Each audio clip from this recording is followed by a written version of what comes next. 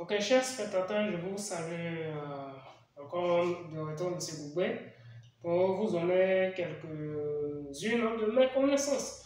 Donc aujourd'hui, je vais aborder quelque chose qui concerne les élèves de première scientifique et de terminale scientifique, que ce soit les élèves de CM1 C, D ou E, ou même les élèves de première C, D ou E. Donc je pense bien que je vais aborder cette notion, prêtez attention à ça. C'est une chose rapide. Donc aujourd'hui, on va parler de quoi? De la dérivée. Donc la notion de dérivabilité. Donc dérivabilité, je vais écrire ça rapidement. Donc dérivabilité d'une fonction. Dérivabilité d'une fonction.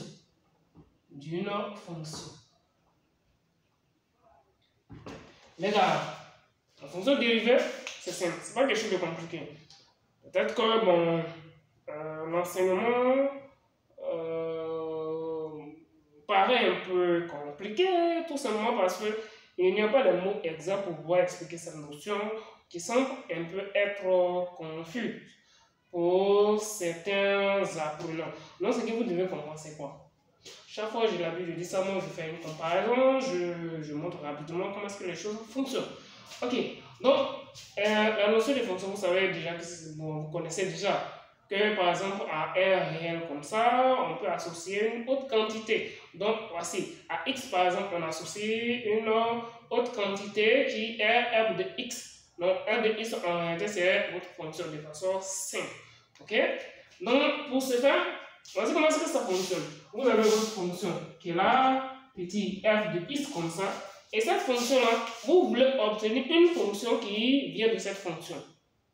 Donc la fonction qui vient de cette fonction-là, c'est quelle fonction? C'est la fonction phi. Et cette fonction phi-là, c'est ce qu'on appelle la fonction dérivée. Donc on suppose qu'à partir de cette fonction, on veut avoir une naissance d'une autre fonction. Donc, la naissance d'une autre fonction, ça veut dire que à partir de cette fonction-là, vous avez obtenu quoi? Une autre fonction qui est f' de x. Donc, f' de x, ce n'est rien d'autre que la fonction dérivée, la fonction venant de la fonction f de x. Donc, f de x ici donne naissance à quoi? À f' de x, qui est la fonction dérivée. Donc, la fonction ici, ça c'est la fonction mère. La fonction mère, je crois bien que je vais faire une chose rapide pour vous. En réalité, j'explique aux élèves, aux étudiants, aux gens que en réalité, la fonction mère là, c'est ce qu'on appelle la fonction primitive. Donc, la fonction primitive de f' de x, c'est petit f de x. Et la fonction dérivée de petit f de x, c'est ça qui est ici, qui est votre f' de x. Simplement.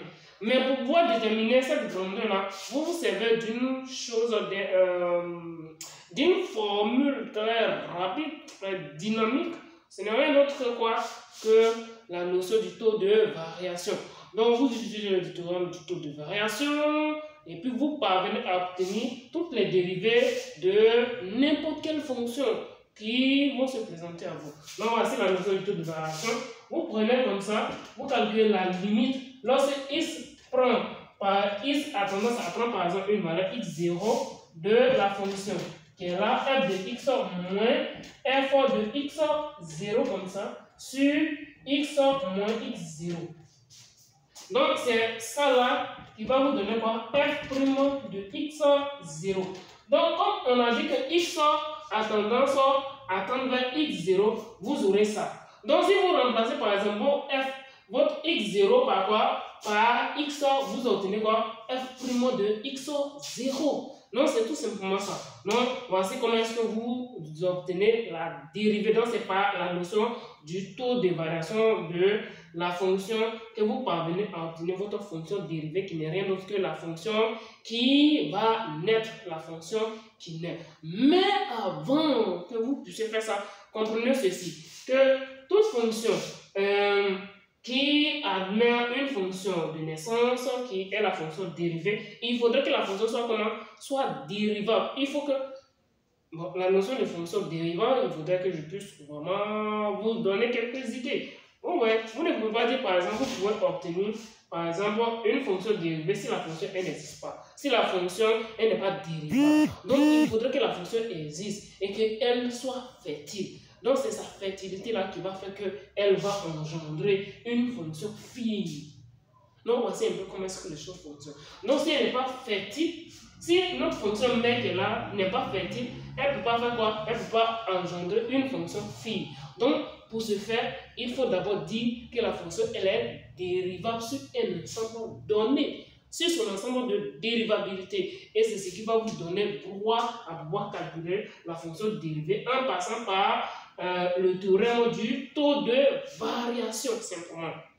Donc, j'espère que vous avez aimé la vidéo, n'oubliez pas de liker. Et s'il y a des choses encore que vous aimeriez que je puisse vous expliquer, vous pouvez me laisser ça en commentaire.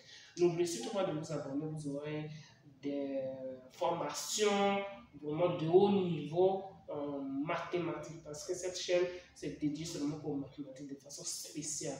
Merci et à la prochaine.